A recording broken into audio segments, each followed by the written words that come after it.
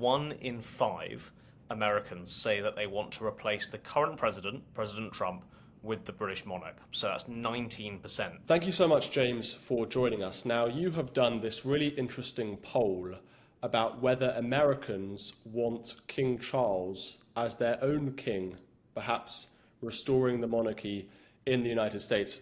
Can you take us through the results of this poll? Yes, well, the first thing to say is that we did it as a bit of a laugh. We're not necessarily saying that Americans are clamoring for the return of King Charles, but there are some real results in there which tell us some things. So the first thing to say about this poll is that 1 in 5 Americans say that they want to replace the current president, President Trump, with the British monarch. So that's 19%. Now, actually, that's a pretty small number. That's, not big at all.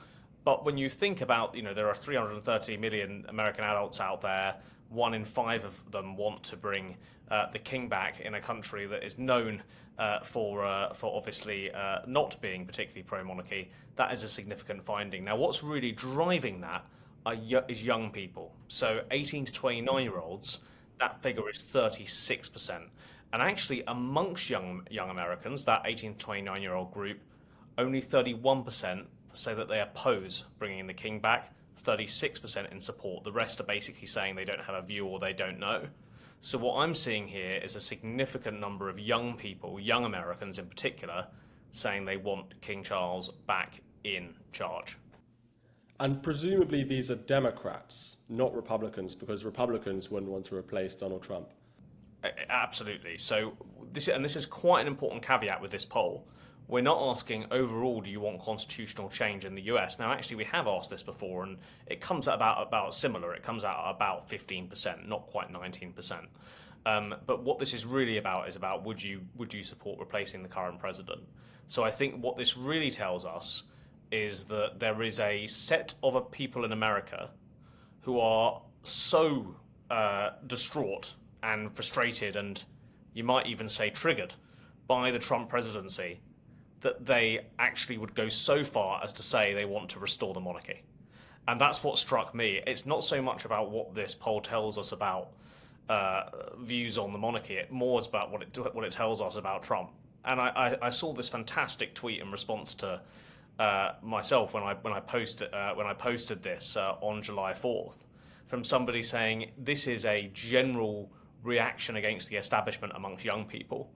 In the UK, that is exhibiting itself often as being very anti-Israel opinion, often quite pro some real radicalism in society, including actually Islamist radicalism. In the US, that seems to actually be presenting itself as wanting the monarchy back. So, in the words of this tweet I received, the British young people have opted for Hamas. American young people have opted for King George. Interestingly, there is some polling on young people's attitudes towards democracy in general.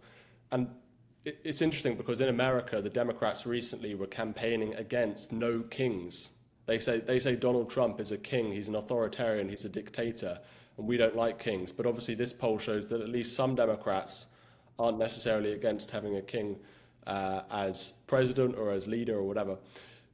What does it say towards attitudes on democracy? And I know that there's lots of polling, I don't know if you guys have done polling on this, but showing that young people in both Britain and across the West aren't as in favour of democracy and the democratic system as older people. Yes, I think that is a fair statement. I think trust in democracy, we've certainly seen fray. We've seen support in democracy. We've been doing a tracker for the Munich Security Conference actually over the last 5 years, and we've seen support for democracy trend down across G7 countries. We did a poll in the UK for Onward a couple of years ago now saying, would you support or oppose a figure who was unelected but agreed with most of your views? And actually we saw support amongst young people was close to 40%, the highest of any group surveyed. So that definitely is a trend. I think there's a few different things going on there. I think there's a general dissatisfaction with how democracy has worked for people. So frustration about unaffordable housing, frustration about the job market, frustration amongst young people that they haven't been able to get on, whereas their parents and grandparents were able to be more upwardly mobile than them. I think there's also something else, though, which is that young people, and particularly in the US on the left, are more likely to hold the most anti-Trump, anti-government views. And as I alluded to earlier, that seems to be so severe a view amongst some of these young people, not all young people, about 1 in 3. They are so desperate to get rid of Trump that they will actually take an unelected official over him. And I think that a lot of what we see in this poll result is really reflective of that almost vitriolic dislike and hatred for Trump, which actually is not in the mainstream. It's not even really in the mainstream amongst your average Democrat, but amongst a certain group of young voter, it is really rather vitriolic, and they'd go all the way to, one moment campaigning for no kings on the streets, to the next thing answering in a poll that they'd rather have a king replace Trump. Now, this poll was taken around the 4th of July, obviously America's Independence Day, the 249th. Do you know anything about American attitudes towards their own country? Because some people say that young people lack patriotism, or can you just give us a bit more colour about the 4th of July? I know you've done some more polling as well. Yes, so let me give you a fun answer and a serious answer. So the fun answer is that we also asked Americans which public figure they would most like to spend 4th of July with, and it really shows you how party political a lot of people are thinking in these terms. So the top answer for Republicans was overwhelmingly they wanted to spend their Independence Day with Donald Trump, and the answer overwhelmingly amongst Democrats was that they wanted to spend their July 4th with Barack Obama. That's quite interesting. That was Obama and not Kamala Harris, by the way, or Joe Biden. Obama is still that real powerful force for Democrats. But when you look at some of the other words in the word cloud, you really have to sort of squint to see much else, and it shows you sort of just how much the partisan element of this really comes through to voters. I think that there is definitely a decline in positive views on America within America. I believe it's the CNN poll had a tracking poll out. They asked this around July 4th every year, and they found that the amount of people who said they were somewhat or extremely proud of America had declined quite sharply to around the mid-30s. It was as high as 60% only a few years ago. So there's definitely been a decline there. But I must really emphasize that this is quite different from the UK, where Brits are negative about the direction of the country, but it's quite uniform across groups regardless of their political party. In the US, it's very partisan. People who are Republican are quite positive. People who are Democrat are quite negative. And when the presidents flip, that flips too. And I think this is a really interesting phenomenon, which I've been doing quite a bit of work on out here. We often say political polarization is terrible, and it's a terrible force. And obviously, it is a corrupting force. If you're asking who you want to spend time with on July 4th, and your answers are politicians, there's obviously a big infection of political polarization in this country. However, unlike Britain, it means half the country is pretty happy with the direction of the country at any given point. And I do think that is just something worth reflecting on. If you ask those questions in the UK, 80% or more say country's going in the wrong direction. About 80% or more saying the country's going in the wrong direction. If you ask it in America, it's much more finely balanced. Let's talk about Trump briefly. So he's been president for a few months now. Was that about 5 or 6 months? And his opinion poll ratings haven't sharply declined. Can you talk about where he is in terms of his approval rating as president today? So there's two camps of pollsters on this. There are some pollsters, and we're one of them, who puts Trump's approval at around the 50% mark.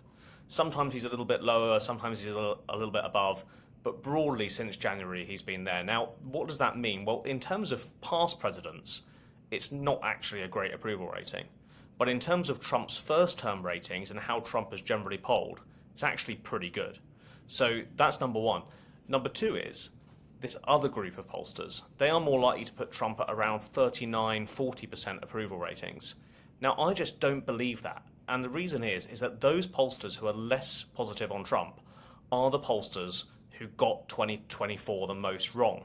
They over-egged Kamala Harris in their polling largely because their samples had more Democrats, young voters, and people who are more likely to be online and therefore politically engaged.